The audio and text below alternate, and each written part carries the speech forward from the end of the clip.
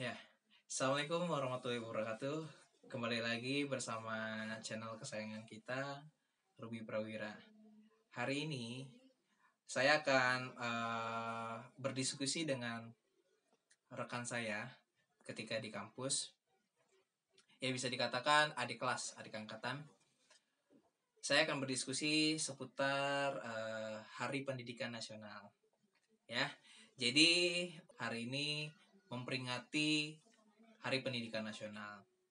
Sebelum kita ke video call menghubungi teman saya, alangkah baiknya bagi teman-teman semua silahkan klik tombol subscribe, klik like, dan share video ini sebanyak-banyaknya. Oke, langsung saja kita hubungi teman saya melalui video call.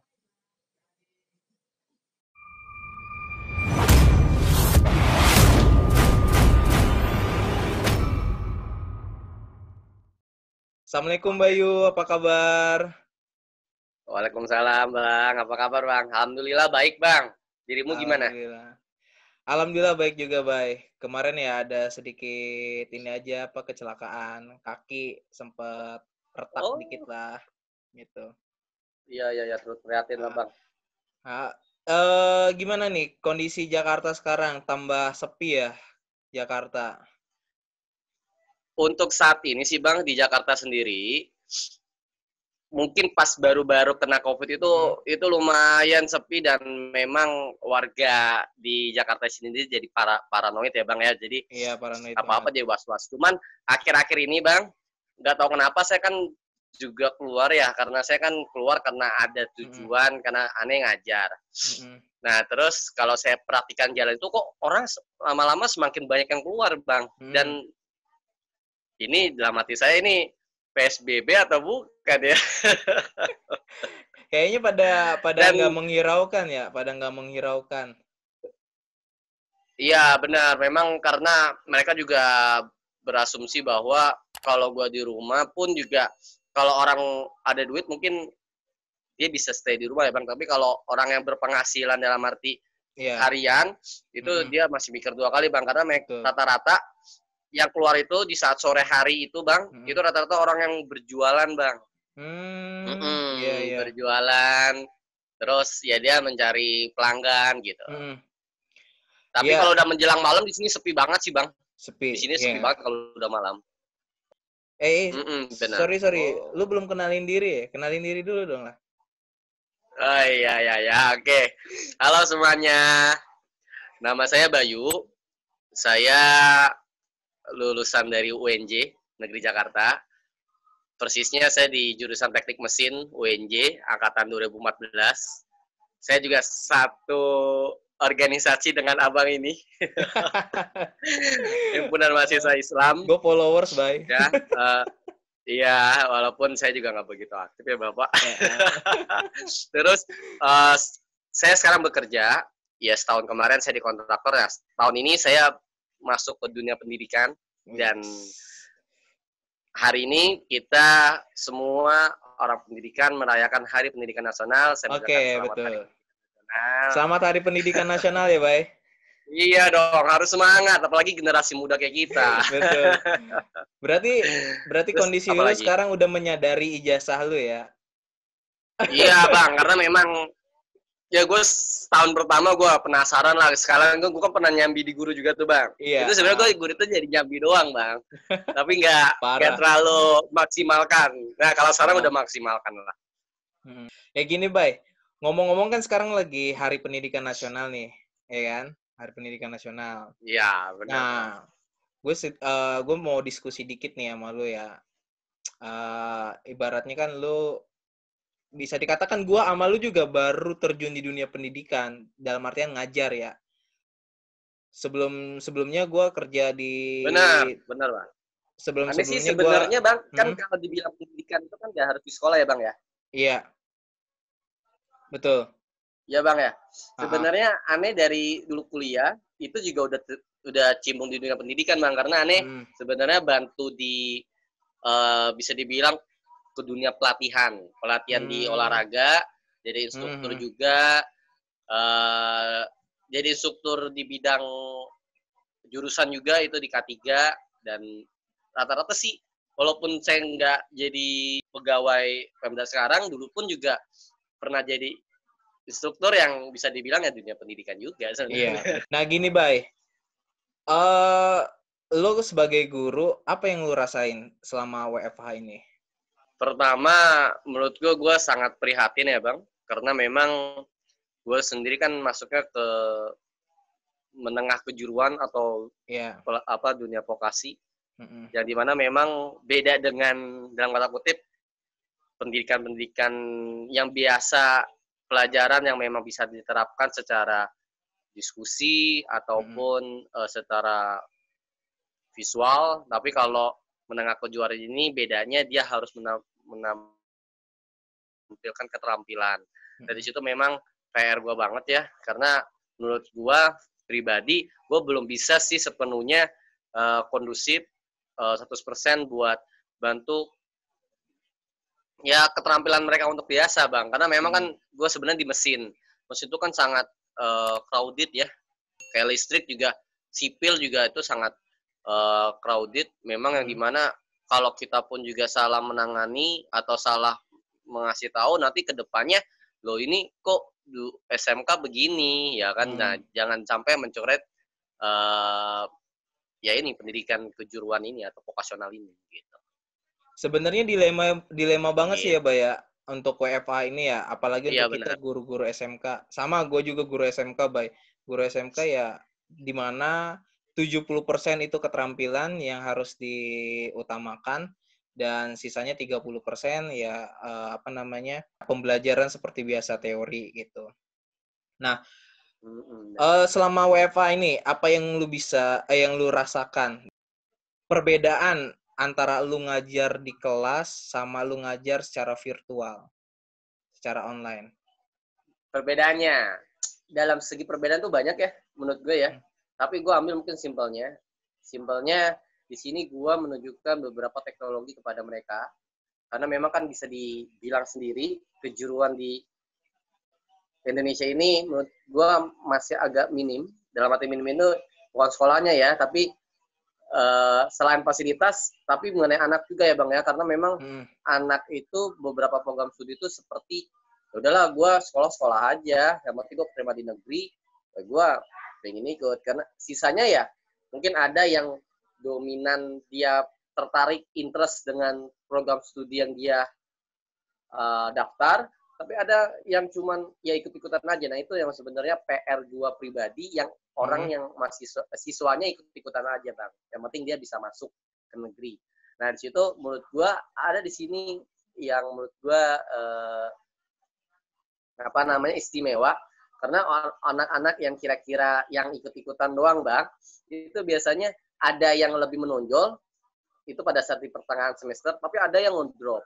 Nah, yang ngedrop itu biasanya dalam hal teknologi itu agak kurang, Bang. Nah, tapi di sini gue bisa dapat memanfaatkan teknologi online ini, dan saya bisa lebih comfortable, maksudnya bisa lebih luas ya, kasih materi, terus ngobrol Hmm. santai dan sebagainya.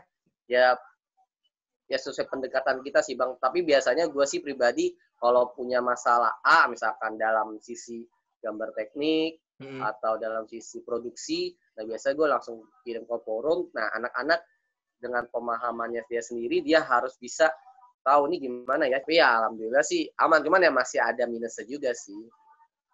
Iya, emang benar, Bay. Gue juga ngerasain ya, SMK ini kok apakah sebagai pilihan terakhir, ya kan? Pilihan terakhir buat anak-anak yang nggak masuk ke SMA Benar Bang. gitu. Beda Hmm. sama yang SMA ya Bang ya, kalau Iya, SMA. betul. Atau apa Itu ya PR banget namanya? Bang. Atau semangat anak-anak sekarang udah mulai sedikit kegeser gitu, semangat anak-anak zaman sekarang udah mulai menurun dalam segi pembelajaran gitu. Emang sih sebenarnya nanti dia lulus SMA SMK pun lulus sekolah nggak semua teori yang dia dapatkan di sekolah dia gunakan di dunia kerja, tetapi setidaknya ada sedikit yang bisa mereka bawa gitu ketika mereka lulus. Nggak Bener. kosong-kosong amat lah gitu, ya kan? Ya. Nah, Minimal sikap lah Bang. nah Attitude-nya itu bisa. betul. Ya, jujur nih, Bay, ya, gue sebagai guru nggak terlalu banget menilai apa ya Alah.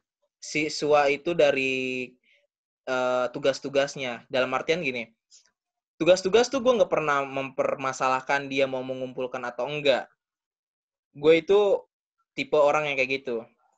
Tapi yang gue pengen itu dari segi si anak, gue memberikan deadline tanggal sekian.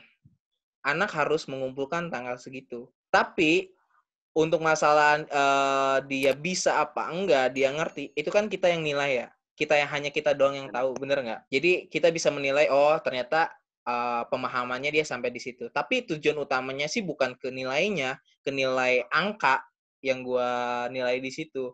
Setiap gue memberikan tugas tuh, yang gue nilai sikap dia, gitu loh, ya kan? Ini anak tepat waktu nggak ngumpulin tugas? Benar sikap. Itu. Kalau misalkan kita udah biasakan dia tepat waktu dalam memberikan tugas-tugasnya, itu ya ketika dia keluar dari sekolah, gue nggak khawatir dia nggak bisa beradaptasi di dunia kerjanya gitu. Itu sih yang kalau dari gue ya, kalau dari segi penilaian sikap gitu. Ya, iya karena selain dia melatih knowledge, keterampilan, ya sikap juga perlu kita asah Bang, karena memang kan tahu sendiri ya, kita kan udah berkecimpung dunia pekerjaan, Abang mungkin juga iya, merasakan bagaimana cara kerja sama tim, terus bagaimana cara mencapai suatu masalah, terus bagaimana caranya kita mengayomi atau bekerja sama dengan senior kita ataupun rekan kerja kita ya itu memang kita harus ajarkan sih Bang di SMK ini. Karena memang dilihat dari notabene sendiri, mereka itu anak-anak yang memang maaf banget menengah ke bawah Bang. Dan Ya, memang yang kebanyakannya betul. memang kita harus benar-benar asah gitu ya Bang ya. Gitu sih. Ya, gue kan baca-baca artikel nih. Ya, artikel apa nih? Seru nih kalau bahas 29 artikel. April, kalau nggak salah 29 April, Liputan 6 memberitakan bahwa Kemdikbud tidak mematok WFH ini, home learning, sebagai acuan nilai siswa kelulusan atau naik kelas. Nah, menurut lu gimana, Bay? Sesama guru lah kita lah. Untuk yang konten yang Abang bilang tadi itu memang saya udah sempat pernah baca Bang, dan memang sedang didiskusikan di banyak provinsi, daerah ataupun wilayah yang memang ya itulah salah satu PR kita yang di saat kita lagi ada musibah atau bala yang memang lagi datang ke ya di Indonesia sendiri ataupun di negara lain ya kan. Nah di situ memang kita harus mempertahankan profesionalis kita ya Bang. Karena memang kan ini anak mau dibawa kemana nih ya kan. Terus menurut gue sih pribadi sih, menurut gue coba baiknya buatkanlah sistem yang dimana guru itu dipermudah Bang. Karena maaf banget, ada beberapa sistem yang memang sudah kasih ke kami, cuman di situ tidak ada kebijakan yang dimana udah sistem ini aja gitu loh, ditetapkan sistem ini aja, jangan sistem-sistem yang lain gitu. Tapi ini sedangkan banyak banget sistem yang kita harus si ini, si itu, si ini. Mungkin Abang sendiri juga mungkin ngalamin memang. Jadi situ yang dikhawatirkan kan bukankah hanya menyampaikan keilmuannya Bang atau kebidangannya, tapi kan di situ juga dilema anaknya Bang. Karena apa ya? Maaf, anak itu kan online pun itu juga butuh biaya. Bahkan mirisnya Bang, gue seorang pengajar, ada murid gue bilang gini, Bapak, saya nggak punya uang Pak untuk beli paketan. Terus saya gimana ya Pak? Saya nggak bisa Zoom karena tiap hari guru saya harus diskusi online tapi harus berbeda aplikasi lah bisa dibilang ya, teknologi sekarang. Terus gimana ya Pak? Akhirnya di situ rasa empati kemanusiaan, rasa ya gimana ya, kita seorang guru itu jadi waduh kok hati gue jadi merasa tersakiti. Akhirnya di situ gue udahlah, gue bukan membebaskan sih, sebenarnya lebih mengarah bagaimana pengajaran ini masuk efektif tapi juga nggak mau membebani murid. Akhirnya di situ alhamdulillah banyak murid yang interest ke gua sih bang. Betul, betul. Jadi biar apa namanya, kita sebagai guru pun enak ya, tidak dapat komplainan gitu. Mau nggak mau, iya, walaupun itu sebagai home learning, ya kita juga wajib memberikan nilai lah sebagai nilai patokan. Karena kan kita nanti akan bingung sendiri. Masa kita harus mengarang sih? Itu, mengarang Iya nilai benar, gitu. itu jangan lah bang. Kalau bisa ngurangin lah kalau ngarang-ngarang itu ya. Iya, betul. Karena gue seperti guru-guru gue yang lain, ada guru yang memang dia profesionalnya tetap Perfect lah megang, ya. tapi ada guru-guru yang meremehkan keilmuannya bang. Maaf sampai ada kutip kadang gue sedih pas dari saat gue keluar, kok dulu guru gue nggak ngajarin ya. Padahal bukan kitanya yang bodoh bang, bukan kitanya yang nggak tahu, bukan kitanya yang merasa tidak mau ini, tapi memang gurunya sendiri yang menutup untuk kitanya untuk belajar lagi. Kita belajar online aja, anak banyak yang nggak absen, Bay. Iya. Iya kan? Oh, di tempatmu banyak yang nggak absen, Bang. Kalau gue banyak yang nggak absen gitu. Yang agak tegas juga ya. Iya. Kalau dia, tapi ya memang sih di sekolah itu ya namanya anak ya. Cuma kan kita nggak tahu ya alasan mereka nggak absen itu kenapa. Jadi gue juga betul. tahu juga sih.